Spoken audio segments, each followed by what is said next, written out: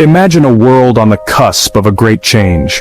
The colossal ice sheets that had dominated the planet for millennia were in retreat, and a gentle warming was coaxing life back into the frozen north. Humanity, having weathered the brutal ice age, was beginning to find its feet. Our ancestors lived as sophisticated hunter-gatherers, masters of their environments, with rich cultures and deep knowledge of the natural world. This was the world as it stood approximately 12,800 years ago. But this period of calm was a fragile illusion, a prelude to a catastrophe so profound that it would nearly wipe the slate of human history clean, leaving behind only fragmented memories and whispers of what had been lost. This event, which scientists now call the Younger Dryas, was not a slow, gradual change. It was a sudden, violent, and utterly terrifying planetary convulsion.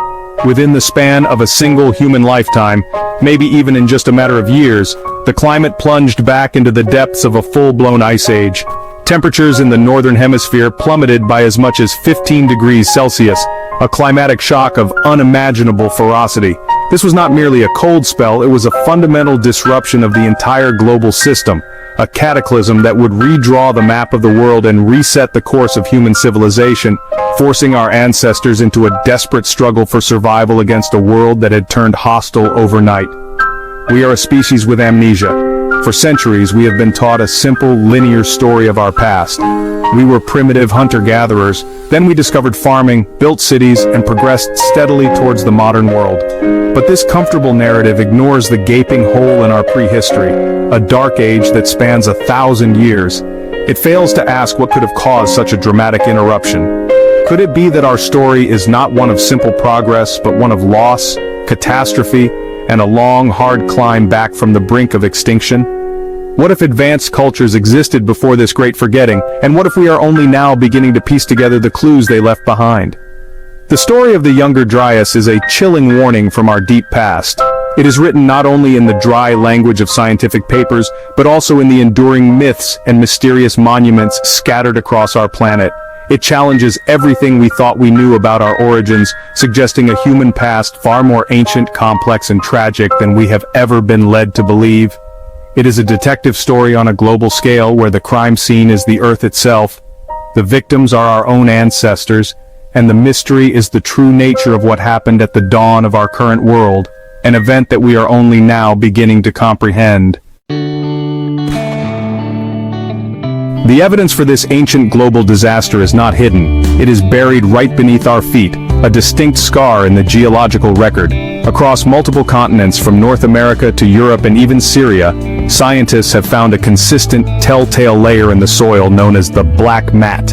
This thin, dark stratum, dating precisely to the beginning of the Younger Dryas, speaks of an extraordinary event. It is filled with soot, charcoal, and other debris indicative of continent-spanning wildfires. It is a funeral shroud for a former world, a layer of ash and carbon that marks a moment when the planet burned, a geological tombstone for countless life forms. Within this black mat, geologists have discovered even more startling evidence. They have found microscopic materials that have no business being there, materials that can only be formed under conditions of extreme temperature and pressure. These include nanodiamonds, tiny magnetic spheres of melted rock, and glassy carbon. Such materials are commonly found at meteorite impact sites, providing a powerful clue that something from outer space may have played a devastating role. This layer tells a story of an event far more violent than a simple climate shift, suggesting a moment of immense kinetic energy being unleashed upon the surface of our planet, triggering fires and ecological collapse on a scale that is difficult to fathom. The Younger Dryas was not just a time of fire and ice, it was also a time of mass extinction. Just as the black mat appears in the geological record, dozens of species of magnificent megafauna vanish forever. In North America, the mammoths, mastodons, saber-toothed cats, giant ground sloths, and native horses all disappeared in a geological blink of an eye. For years, paleontologists blamed this on human hunters, but it seems preposterous that small bands of people could so suddenly and efficiently wipe out so many animals across an entire continent. The evidence points to a far more powerful culprit, a catastrophic environmental collapse that destroyed their habitats and food sources almost overnight. This period of intense cold lasted for more than 1,000 years, from roughly 12,800 to 11,600 years ago. During this time, the great glaciers which had been in retreat suddenly began to advance once more, grinding over the land. Global sea levels, which had been rising, temporarily steadied as vast quantities of water were locked back up in ice. Life on Earth was forced into a desperate retreat. The evidence in the Earth, from the black mat to the fossil record, paints a clear picture. Our planet endured a period of unimaginable trauma, a truly global cataclysm that ended one world and began another, leaving humanity to pick up the pieces in a colder, harsher, and emptier landscape. For decades, the mainstream scientific explanation for the Younger Dryas cold snap has centered on water. The theory posits that as the Great North American ice sheet melted, it created an enormous glacial lake, larger than all of today's Great Lakes combined, known as Lake Agassiz. Geologists believe that the ice dam holding back this colossal body of fresh water catastrophically failed. This unleashed a biblical-scale flood, a torrent of freezing fresh water that poured into the North Atlantic Ocean. The sheer volume of this meltwater pulse would have been enough to shut down the ocean's heat-conveying currents, specifically the Atlantic Meridional Overturning Circulation, which is responsible for bringing warm tropical waters north and regulating the climate of the northern hemisphere. This meltwater pulse theory provides a neat Earth-based mechanism for the sudden cooling, and it has long been the dominant view in academic circles. It explains the temperature drop without needing to invoke any external forces, relying on processes we know can happen as an ice age ends. The evidence for such mega floods is undeniable. Geologists like Randall Carlson have spent decades mapping the scarred landscapes of North America, showing how vast torrents of water carved out canyons and left behind gigantic ripple marks in the terrain. However, this theory struggles to account for all the evidence. It does not adequately explain the continent-spanning wildfires, the nanodiamonds, or the simultaneous extinction of megafauna across the globe. This is where a more dramatic and controversial theory enters the fray, the Younger Dryas impact hypothesis. This theory proposes that the cataclysm was triggered not by water from below, but by fire from above. A swarm of fragments from a disintegrating giant comet, perhaps several kilometers in diameter, is thought to have slammed into the Earth around 12,800 years ago. The primary impacts may have struck the North American ice sheet itself, instantly vaporizing millions of tons of ice and rock, and sending a plume of debris and water vapor into the atmosphere. This would have blocked out the sun, triggering the sudden deep freeze, while superheated fragments raining down across the continent would have ignited the widespread fires evidenced by the black mat. The impact hypothesis elegantly explains the puzzling evidence that the meltwater theory leaves behind. The extreme pressures and temperatures of the cosmic impacts would have created the nanodiamonds and melted spherules found in the boundary layer. The airbursts and ground impacts would have generated a devastating shockwave and thermal pulse, contributing directly to the extinction of the megafauna. While still considered an alternative view by many in the scientific establishment, the impact hypothesis has been steadily gaining ground as more and more evidence is uncovered from drill cores and sediment layers across the world. The debate between water and fire continues, but the possibility that our ancestors witnessed a bombardment from space is a truly staggering thought. Before the cataclysm, human cultures were flourishing in different parts of the world. In North America, we find evidence of the Clovis people, a sophisticated culture of hunter-gatherers renowned for their beautifully crafted fluted spear points. These tools found across the continent were masterpieces of flint knapping and were used to hunt the great beasts of the Ice Age, including mammoths and mastodons. The Clovis people were successful and widespread, their toolkit representing a pinnacle of Stone Age technology. Yet, right at the 12,800-year-ago boundary, at the exact moment the black mat was formed, the Clovis culture vanishes. Their distinctive spear points cease to be made, and the archaeological record falls eerily silent. It is as if a light was switched off. The disappearance is so abrupt and complete that it cannot be explained by gradual change. It is the signature of a population in utter collapse. Whatever catastrophe befell the planet, it hit North America with ferocious intensity, wiping out not only the animals but also the people who hunted them. It is highly probable that the Clovis people were standing directly in the path of the disaster. Whether it was the shockwave from a cosmic impact, the ensuing wildfires that raged across the plains, or the sudden ecological collapse that followed, the world of the Clovis people was annihilated, leaving a void in the human story of the Americas. Half a world away in the Middle East, a similar story of disruption unfolded, though with a different outcome. Here, the Natufian culture was laying the foundations for the agricultural revolution. They were some of the first people on Earth to cease their nomadic wandering and establish permanent villages, building sturdy stone houses. They were harvesting wild grains with stone sickles and had developed a complex social life, as evidenced by their intricate burials and art. They were on the very threshold of becoming the world's first farmers. But the younger Dryas plunged their warm, temperate world into a harsh, cold, and arid climate, withering the wild grasses they depended on and forcing them to abandon their newly built settlements. The Natufians were thrown back into a more scattered, nomadic existence, their great cultural experiment interrupted. The archaeological record shows a clear break, a period where their progress stalls and they are forced to adapt to a much tougher world. This was not an extinction, but a profound cultural reset. It demonstrates that the Cataclysm's effects were truly global, disrupting human societies in vastly different regions. For over 1,000 years, humanity was knocked back on its heels, its forward momentum halted. The story of our species is not a straight line of progress, but one that includes a traumatic interruption, a lost chapter that we are only now beginning to read.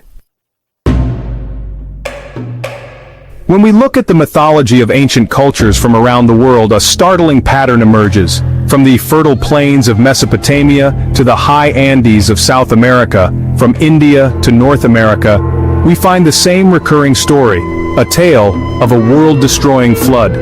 In the Mesopotamian epic of Gilgamesh, Utnapishtim is warned by a god to build a great boat to save his family and animals from a deluge sent to wipe out mankind. In the Hebrew Bible, Noah receives a similar instruction. In ancient Greece, Deucalion and his wife Pyrrha survive a flood by taking refuge in a wooden chest, later repopulating the earth by throwing stones over their shoulders. These stories are so widespread and share so many common elements that it is difficult to dismiss them as mere coincidence or simple allegory. The Hindu tradition tells of Manu, who is warned of a coming flood by a fish that he later ties his boat to. The Ojibwe people of North America have traditions of a great flood that drowned the world, leaving only a few survivors on a raft. Even in Australia, Aboriginal oral traditions passed down for thousands of years speak of a time when the sea level rose dramatically and swallowed vast areas of coastal land, a memory that aligns precisely with the geological evidence of rising seas at the end of the Ice Age. Could these myths be a form of collective memory, a fragmented and distorted echo of a real cataclysmic event? The end of the Ice Age was not just a time of cooling during the Younger Dryas, it was also a time of catastrophic melting. As the great ice sheets melted, they released unimaginable volumes of water into the oceans, causing global sea levels to rise by over 120 meters. This rise was not always gradual. The collapse of ice dams and the sudden release of meltwater could have caused rapid, terrifying surges that would have drowned coastal plains and continental shelves where people may have lived, such as Doggerland in the North Sea and Sundaland in Southeast Asia. For anyone living on these ancient coastlines, the event would have been the end of the world. A world of water would have consumed their homes, their lands, and their entire civilization. It is entirely plausible that the survivors, scattered and traumatized, would have passed down the story of this terrifying event for generations. Over time, the details would have blurred, and the story would have been embellished with gods and heroes. But the core memory of a great flood and a handful of survivors who restarted humanity would have remained. These myths may be the most enduring and human evidence we have for the catastrophe of the Younger Dryas era. Just as the Younger Dryas period came to an end around 11,600 years ago, something extraordinary happened in what is now southern Turkey.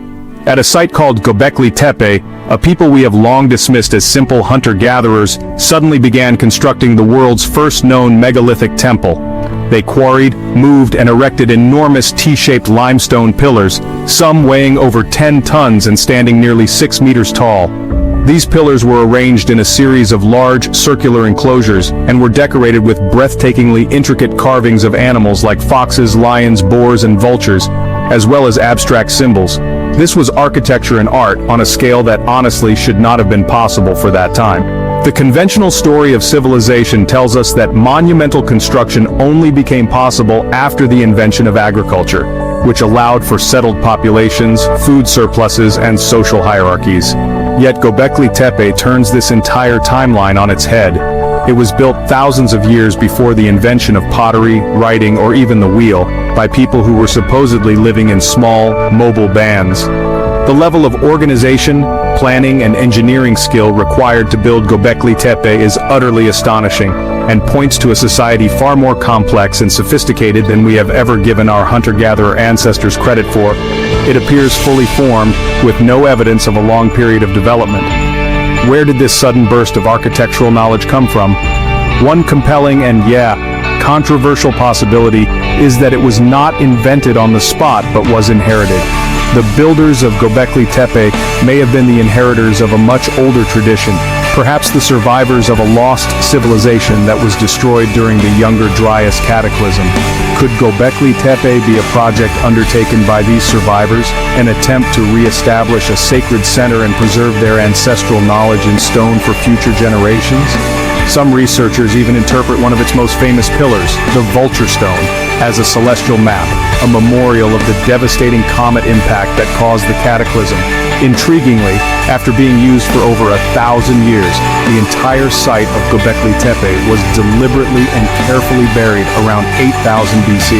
The magnificent enclosures were filled in with millions of cubic feet of earth and debris, creating the artificial hill that preserved it for millennia. Why would a people go to such lengths to bury their most sacred creation? Perhaps it was a time capsule, a message to the future. With the discovery of other similar sites nearby, collectively known as Tas Tepeler, it is becoming clear that Göbekli Tepe was not a lone anomaly but part of a vast and mysterious cultural complex that emerged phoenix-like from the ashes of the Younger Dryas. Further south in Egypt, another great stone enigma silently watches the passage of time, the Great Sphinx of Giza. According to conventional Egyptology, the Sphinx was carved around 2500 BC on the orders of the pharaoh Khafra, whose pyramid stands behind it. It's seen as an integral part of the Giza pyramid complex, a product of the well-documented Old Kingdom. However, a closer look at the monument and its enclosure reveals a geological puzzle that challenges this orthodox dating and opens the door to a much more ancient and mysterious past. The Sphinx itself may be far older than the civilization we credit with building it. The controversial water erosion hypothesis, first put forward by author John Anthony West and later supported by geologist Dr. Robert Schoch, focuses on the deep, vertical fissures that scar the limestone walls of the Sphinx enclosure. Mainstream archaeologists argue this weathering was caused by wind and sand erosion over thousands of years, but Schoch, a geologist, identified the weathering patterns as being characteristic of precipitation, that is, erosion caused by a great deal of rainfall running down the sides of the enclosure. This presents a major problem for the conventional timeline, as the Giza Plateau has been a hyper-arid desert for the last 5,000 years. To find a climate wet enough to cause such profound water erosion in Egypt, we have to go much further back in time, to the period before 3000 BC, and, more significantly, to the end of the last ice age. The last time the Giza Plateau experienced significant prolonged rainfall was during the era that immediately followed the Younger Dryas, between about 9000 and 5000 BC. If Schoch is correct, then the original carving of the Sphinx's body and its enclosure must have been undertaken during this earlier, wetter period, making the monument thousands of years older than the pyramids. This would mean it is the work of a forgotten, pre-dynastic culture. If the Sphinx is indeed that ancient, it would stand as a silent witness that survived the Younger Dryas Cataclysm. It would represent a powerful link to a lost chapter of human history, a relic from a civilization that flourished long before the pharaohs, and was advanced enough to create such a colossal monument. The dynastic Egyptians may not have built the Sphinx from scratch, but simply found it, weathered and ancient, and recarved its head in the likeness of their pharaoh. The monument's true purpose and original face remain a mystery, but its water-worn stones whisper of a time when the world was very different, and of the forgotten architects who created it. Across the world, ancient myths tell of wise, civilizing figures who appeared in the aftermath of a world-destroying cataclysm. These are not creator gods who made the world from nothing, but rather teachers, instructors, and guides who brought the scattered and terrified survivors the tools needed to rebuild society. They are often described as bearded, pale-skinned men who arrived by sea, carrying with them profound knowledge of architecture, agriculture, law, mathematics, and astronomy. They are the culture bringers, the figures who effectively kick-started civilization as we know it, and their stories are remarkably consistent across continents. In ancient Mesopotamia, the legend of Oannes speaks of a being who emerged from the Persian Gulf. He was part man, part fish, and he spent his days teaching humanity how to build cities, write laws, and understand the sciences, before returning to the sea at night. In the Andes of South America, the god Viracocha traveled through the highlands after a great flood, teaching people the arts of civilization before walking away across the Pacific Ocean. In Mesoamerica, this figure was known as Quetzalcoatl to the Aztecs and Kukulkan to the Maya, a feathered serpent god who brought knowledge and forbade human sacrifice before departing to the east, promising one day to return. These myths have long been dismissed by historians as simple allegories or primitive attempts to explain the origins of civilization. But what if they are not myths at all? What if, like the flood stories, they are the distorted memories of real events? The theory of a lost civilization destroyed in the Younger Dryas Cataclysm provides a compelling context for these legends. These culture bringers could have been the actual human survivors of that advanced pre-cataclysmic world. They would have been the keepers of the flame, the magicians of the gods, who saw it as their duty to travel the world and share their ancestral knowledge with the primitive, traumatized tribes that survived the disaster. This idea provides a potential explanation for the sudden leaps forward we see in the archaeological record, such as the inexplicable knowledge behind Göbekli Tepe. It suggests that civilization was not invented, but was reignited. These survivors would have been seen as gods by the less developed peoples they encountered, their advanced knowledge appearing as magic. Their stories, passed down through generations, would have become the myths of Viracocha, Oannes, and Quetzalcoatl. They are the shadowy figures in the background of our history, the wise teachers who helped humanity get back on its feet after the world was nearly destroyed. The question of whether a cataclysm reset civilization 12,000 years ago forces us to choose between two competing narratives of our past. The mainstream scientific view holds to a story of gradual linear progress. In this version, humanity slowly emerged from the Ice Age, invented agriculture, and built civilization from scratch. Anomalies like Göbekli Tepe are seen as the work of uniquely inspired hunter-gatherers. The Sphinx's erosion is attributed to wind, and the global flood myths are regarded as unconnected allegories about the forces of nature. This view is cautious, grounded in established paradigms, and resistant to ideas that seem too speculative or fantastical. The alternative view, championed by a growing number of independent researchers, geologists, and authors, suggests a far more dramatic and cyclical story. It argues that the geological and mythological evidence points to a forgotten episode in human history, the existence of a sophisticated civilization in the Ice Age, its near-total destruction during the Younger Dryas Cataclysm, and the long, slow process of recovery that followed. In this narrative, Göbekli Tepe and the Sphinx are legacies of this lost world, and the flood myths are the genuine memories of its demise. This perspective challenges us to reconsider the limits of what was possible for our ancient ancestors. This debate is not merely academic, it touches upon the very essence of who we are and where we come from. It asks us to be open to the possibility that we are a species with a profound amnesia, that we are only now beginning to uncover the clues to a past far more grand and tragic than we ever imagined. The evidence for a global cataclysm is written in the Earth's geology, and the memory of it seems to be preserved in our oldest myths. The mystery lies in connecting these two realms, the hard science and the ancient stories, to form a more complete picture of our journey. Ultimately, the exploration of this ancient catastrophe is a journey of rediscovery. It encourages us to look at the world with new eyes, to see the great monuments of antiquity not as the beginning of the story, but perhaps as the middle. It reminds us that our place on this planet is not guaranteed, and that cosmic events can and do change the course of history in an instant. As we continue to dig, to explore, and to question, we may find that the story of humanity is not one of simple invention, but of a courageous and enduring act of reconstruction against all odds, a story that is still waiting to be fully told.